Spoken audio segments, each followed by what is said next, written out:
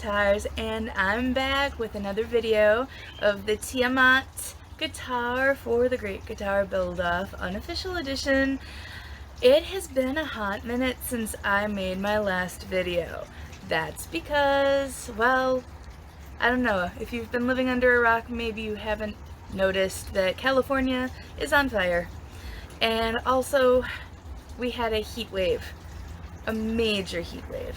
For a place that doesn't get above 85 degrees most of the year, 112 to 115 degrees Fahrenheit is quite toasty.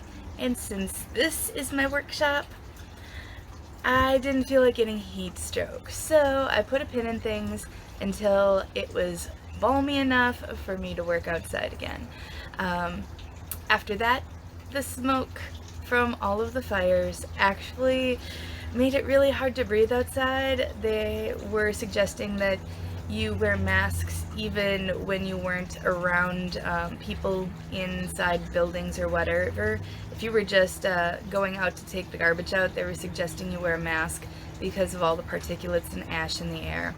So now that all of the fires are contained in the area, and I can breathe outside as well as it isn't surface of the sun hot, I can get back to work. So I am going to be doing some carving on the body of Tiamat using my Dremel Stylo Plus and some bits that I got from Dremel as well as some bits that I got off of Amazon. I hope you enjoy it, and here we go. Okay, so what I'm starting off with is with the detail sander and 180 grit sandpaper. Just smoothing out any dings or potential divots that the spindle sander created while I was reshaping the guitar body. And then I'm also going in and giving it a little bit deeper belly cut with a really gentle slope. I like using the detail sander for this just because you can really be as gentle as possible with doing it. And then also I used the detail sander to round off the edges instead of pulling out a router and routing the back. It makes those curves pretty easily, and it's easy for me to hold on to. So you see me kind of just taking little swipes at things and then going in and hitting those points. I wanted them to still be pointy, but I didn't want them to be stabby pointy. So you'll see me in a second after I change to my 220 grit sandpaper. You'll see me kind of rounding off just ever so slightly those pointy angles. And I did that just because down the road, that way it's going to be less likely that those points will be chipping off.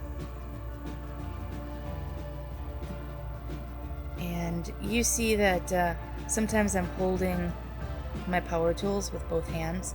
I have very small hands, but I also have a condition called fibromyalgia, and certain days my grip strength is a lot less than what it should be. So you see me using the Forstner bit to open up the routed out bolt holes for the bushings that were going to be going in. I decided to take a page out of Brad Angrove's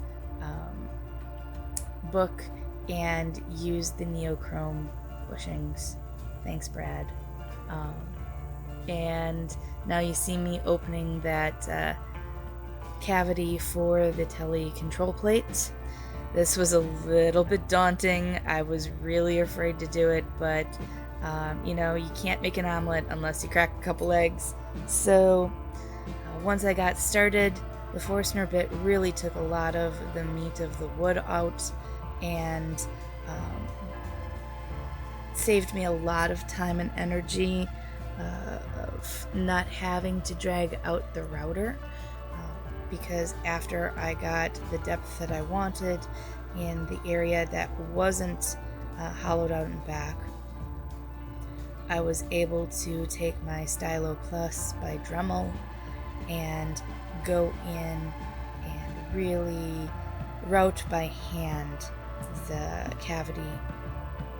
You can also see that I did route the bony part of the wing and around the pickup rings, around where the bridge is going to be seated, and around the control plate.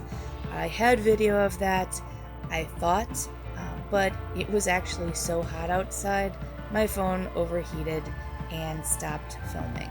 So, kind of missed out on a good portion of that. I wasn't joking when I was talking about how hot it was outside. Okay, so now I'm just kind of going in and really being nitpicky and cleaning up the control cavity. I wanted to make sure that it was going to be large enough for the full-size pots that I'll be putting in there and the 5-way switch. This wood is really fibrous, and it took a little bit of extra oomph to really get that wood to smooth out, especially on like the end grain. I don't know, it's some sort of basswood. It's really kind of almost waxy too. So we've got the control plate completed, routed out, and now I have decided that I am going to take my file belt sander, which is one of my favorite power tools in the whole entire world, and I am going to be making a comfort cut for the arm, or for under the arm on the guitar body. What I really wanted to do is I wanted to give that idea of the curve, that concave curve of the in between the bony parts of the wing, the more flexible part of what the wing would be, but I also wanted to not have it poke into somebody's bicep when they were playing it. So we've got that finished, and you'll be able to see I really was able to kind of get almost an S shape between the belly cut and the comfort cut. Once I get some of that sawdust out, I'll show you can see kind of that zigzag, which I think is kind of cool.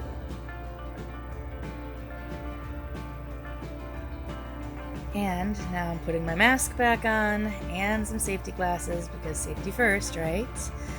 And I'm using my Stylo Plus to go in and starting to do the carving of the actual dragon wing.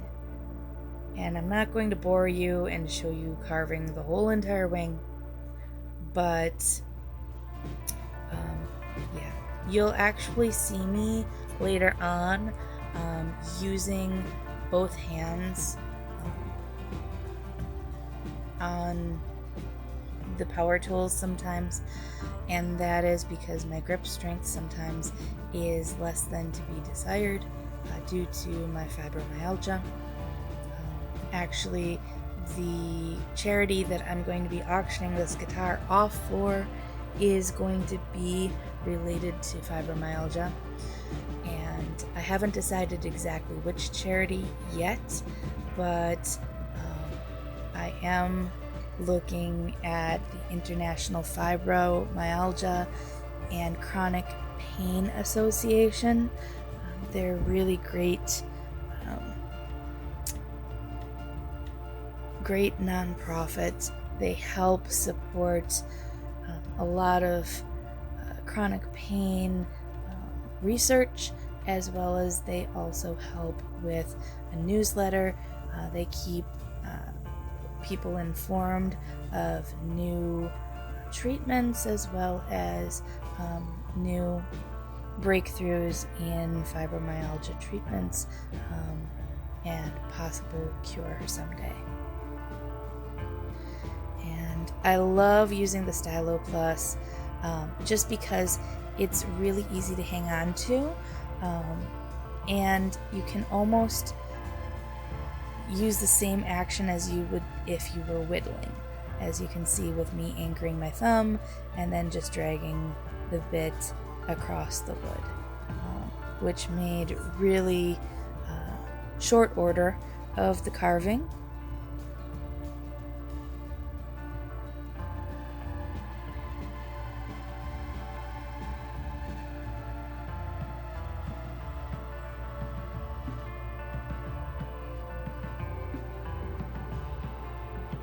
And it also made it really nice to be able to round out and give some depth and dimension to the face of the guitar.